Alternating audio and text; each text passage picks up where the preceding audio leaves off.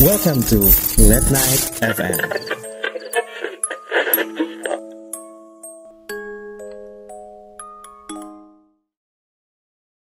Selamat datang di Late Night FM bersama gue Dito Angsa lagi. Dan ini akan menjadi seri terbaru nih, karena tiba-tiba gue tertarik dengan ngebahas beberapa hotel yang cukup serem. Jadi gue akan bikin juga ini urban legend juga sebetulnya, tapi masuknya ke seri hotel terseram. Jadi langsung aja kita akan membahas beberapa kali ini satu dulu hotel terseram yang menurut gue menarik. Dan ini lagi-lagi terima kasih kepada Landy yang udah nulisin si skripnya ya. Dan ini adalah hotel terseram yang pertama tentang Stanley Hotel. Mari kita mulai.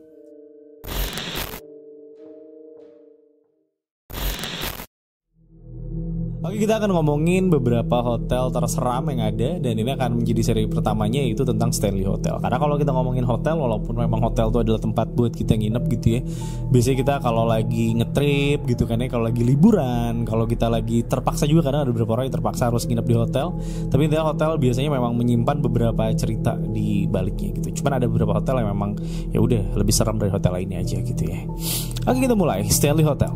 Well, bicara mengenai hotel berhantu, pastinya nama Stanley Hotel ini akan masuk salah satu list tier teratas hotel berhantu harusnya kalau kalian tahu. Karena hotel yang dibangun oleh Freeland Oscar Stanley, seorang arsitek dan juga entrepreneur pada tahun 1909. Ini yang patungnya juga diabadikan di hotel tersebut ya, untuk menghargai si Freeland Oscar Stanley ini di bagian depan hotel tersebut. Ini mendirikan hotelnya di tahun 1909. Dan hotel ini berlokasi di Estes, Colorado, terkenal dengan aktivitas paranormalnya yang cukup ekstrim, yang diklaim sebagai hotel paling angker di Amerika. Bahkan menginspirasi salah satu karyanya Stephen King yang berjudul The Shining. Dan The Shining ini menurut gue adalah salah satu karya Stephen King yang cukup terkenal ya, bisa dibilang. Jadi hampir rata-rata orang tahu itu kan si Jack Nicholson yang main. Dan kalau kalian belum nonton, setelah nonton video gue yang ini, mungkin kalian bisa cek The Shining. Alright, gue akan bahas sedikit mengenai Stephen Kingnya di sini, di mana Stephen King ini atau nama aslinya adalah Stephen Edwin King, adalah seorang penulis novel bergenre horor, supernatural, fiksi, fantasy, banyak yang pokoknya yang agak aneh-aneh gitu ya. Dia berasal dari Amerika dan telah menelurkan segudang karya-karya luar biasa yang dipercaya telah terjual lebih dari 350 juta kopi. Gila, banyak banget ya. Beberapa karyanya yang terkenal itu adalah The Shining, itu tadi udah gue omongin. Terus ada Shawshank Redemption. Ini juga udah sering gue omongin tentang Shawshank Redemption. Ini merupakan salah satu film dengan rating terbaik di IMDb juga. Lalu ada The Mist, di mana ceritanya keren banget menurut gue. Lu diteror sama serangga-serangga gitu ya, dibalik dari mist itu apa sih? Kabut ya, dibalik dari kabut. Terus yang terakhir mungkin yang kalian juga tahu dan akan gue sebutin di sini adalah It, yang udah pernah di remake juga kemarinan ini ya, dan masih banyak lagi sebetulnya. Well, kita masuk ke hotel ya.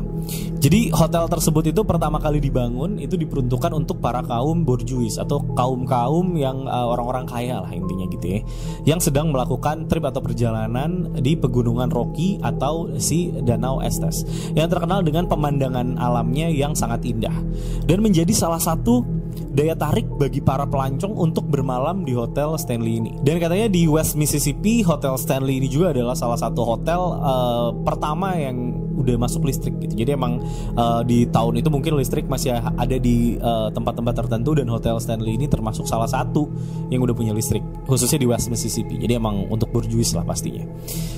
Nah, tapi saking intensnya gangguan dari makhluk halus yang mendiami hotel tersebut, membuat setiap paranormal activity yang terjadi ini udah menjadi hal yang biasa gitu, udah menjadi hal yang lazim untuk para staf hotelnya.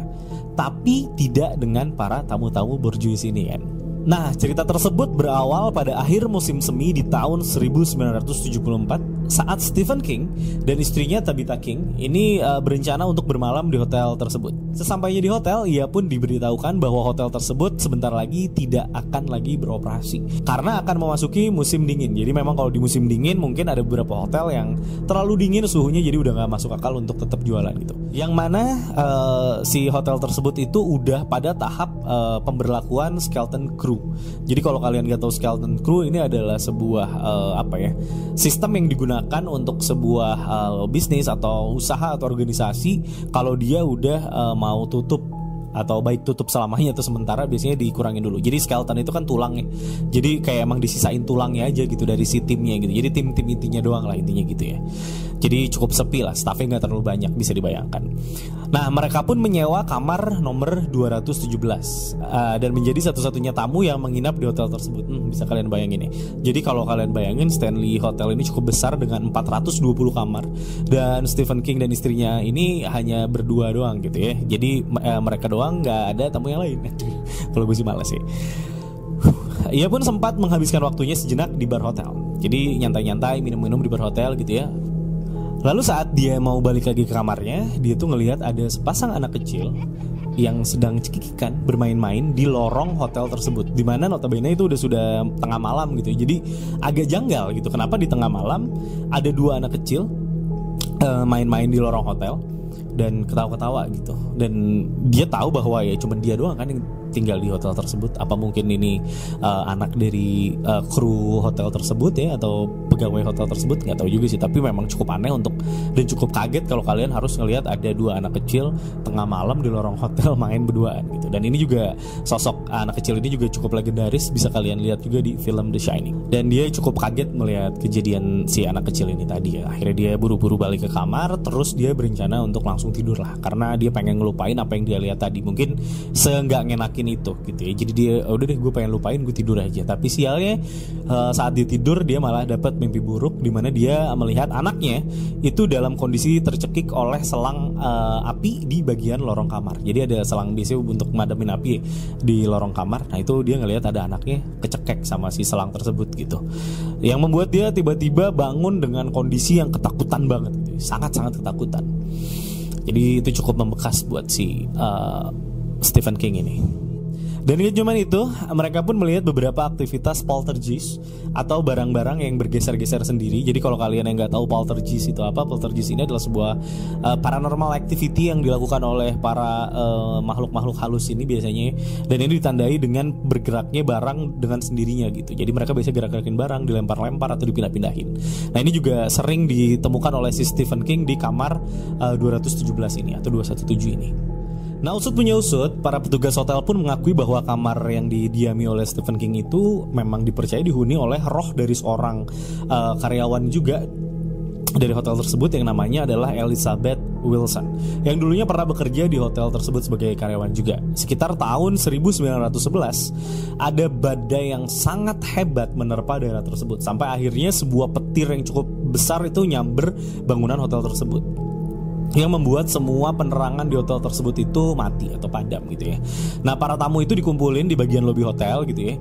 Lalu disuruh menunggu sampai lampu-lampunya berhasil dinyalakan satu demi satu. Pada saat itu teknologi lampu kan masih sangat terbatas ya. Jadi memang karena si Hotel Stanley ini adalah salah satu yang udah gue bilang di awal yang punya electricity, jadi dia juga mungkin kebingungan bisa dapetin backupnya. Akhirnya dia menggunakan acetylene atau enggak lampu gas atau apa ya gue jelasin, kayak petromak lah ya, semacam petromak yang pakai gas gitu ya, untuk bisa menanggulangi mati lampu tersebut gitu. Jadi para staf ini berusaha untuk nyalain kembali lampu-lampu yang ada pada hotel tersebut. Dan tanpa disadari ada kebocoran gas yang terjadi di kamar 217, dimana kebetulannya si Elizabeth Wilson ini itu mau masuk ke kamar itu sambil bawa lilin. Jadi gini, mungkin kalian bingung, harusnya kan dia tahu kalau ada kebocoran gas karena ada baunya gitu ya. Karena memang kebetulannya di era ini gas tuh belum kayak sekarang ada baunya gitu. Mungkin gas sekarang ada baunya, gue juga jadi mikir ya, mungkin gas emang sengaja ada baunya biar kita bisa tahu kalau memang ada kebocoran gitu ya. Karena bakal sangat berbahaya kalau misalnya gasnya bocor tapi nggak ada baunya, itu kita bisa nggak tahu dan bisa terjadi hal-hal yang tidak diinginkan. Nah kebetulannya di era ini mungkin gas itu belum ada baunya gitu, jadi nggak bisa kecium. Nah akhirnya si Elizabeth Wilson ini masuk bawa lilin dan ledakan pun tidak terhindarkan. Akhirnya meledak dan ledakannya juga cukup besar sampai ngancurin 10% dari bangunan hotel tersebut. Dimana menurut gue 10% adalah sebuah kerusakan yang cukup besar juga dan menyebabkan kebakaran yang cukup hebat juga. Nah di sini Elizabeth Wilson ini terpental cukup jauh sampai ke lantai bawahnya, ke sebuah dining room. Nah sampai membuat si Elizabeth Wilson ini si kakinya itu patah, ankle-nya itu patah atau broken itu apa ya, patah kali ya, patah atau retak gitu ya. Jadi cukup kena injury, tapi untuk Tapi beruntungnya Elizabeth ini berhasil recover gitu. Jadi diselamatin terus recover. Setelah itu dia kerja lagi di hotel tersebut sampai seumur hidupnya. Artinya sampai meninggal itu di tahun 50-an itu Elizabeth bekerja di situ. Dan sampai saat ini dipercaya bahwa arwahnya atau rohnya dari Elizabeth Wilson ini tetap menghantui kamar 217. Dan sebetulnya masih banyak kamar-kamar lainnya dan ruangan-ruangan lainnya yang memang dihantui juga katanya sama karyawan-karyawan dari hotel itu sendiri. Banyak banget gangguan-gangguan yang terjadi. Salah satunya kalau di kamar 217 ini katanya kalau misalnya lu kesana tiba-tiba baju-bajunya tuh udah dilipetin, atau baju-baju kalian itu yang tadinya masih di koper dipindahin ke dalam lemari gitu ya. Walaupun memang kalian harusnya berterima kasih ya, tapi kan serem kalau bisa tiba-tiba ngelipet sendiri gitu ya. Atau juga gangguan dari Elizabeth Wilson ini adalah kalau kalian datang ke sana dan kalian belum married gitu ya, tiba-tiba dia akan gangguin kalian dan merangkak ke atas kasur kalian. Well, itu cukup menyeramkan sih. Dan gak jarang juga ada yang ngelihat sosok Elizabeth Wilson ini yang dia tuh menunjukkan sosok dirinya saat pasca dia kena si tragedi meledaknya ruangan 217 itu. Jadi kondisi dia saat kakinya itu patah dan dia masih compang-camping gitu ya. Jadi cukup mengerikan lah bisa dibilang. Nah, namun jauh sebelum masa itu gangguan-gangguan makhluk gaib pun sebetulnya udah cukup sering terjadi. Jadi di tahun 1940-an pasca kematian dari Freeland Oscar Stanley yang pendiri hotelnya yang tadi dibikin patungnya itu, penampakan itu sering terjadi sebagai tamu yang hendak check-in pada bagian front office. Jadi kan banyak orang mungkin yang kesini-sininya nggak tahu gitu ya. Sebenarnya si Freeland Oscar Stanley itu orang yang mana. Nah, dia suka pura-pura jadi tamu gitu. Dan pada ruang konser atau concert hall juga dilaporkan menjadi area favorit dari Flora Stanley, di mana Flora Stanley ini adalah istri dari si Freeland Oscar Stanley. Jadi baik staf maupun para tamu sering mendengar lantunan nada dari sebuah grand piano yang ada dari ruangan tersebut, yang dipercaya bahwa yang maininnya itu adalah istri pemilik hotel tersebut, yaitu adalah si Flora Stanley, yang memang berprofesi sebagai pianis masa hidupnya dan sangat mencintai musik. Jadi kadang-kadang masih suka mampir ke situ buat main gitu ya. Ya memang menghibur ya, tapi kalau kita tahu yang mainin arwah kan Seyem gitu.